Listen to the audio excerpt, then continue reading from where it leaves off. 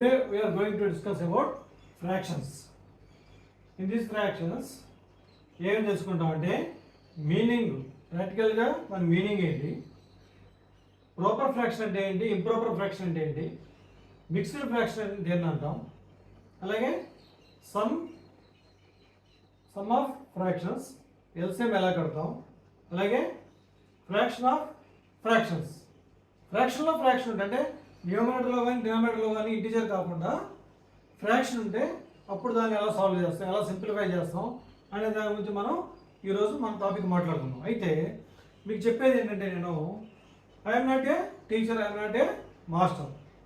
ఎవరు? I'm ever friend. మీ master, మీ టీచరు చెప్పిన దాంట్లో ఏదైనా మీకు డౌట్ ఉన్నా, బుక్లో ఏదైనా డౌట్ ఉన్నా దాన్ని మీతో డిస్కస్ చేస్తాను.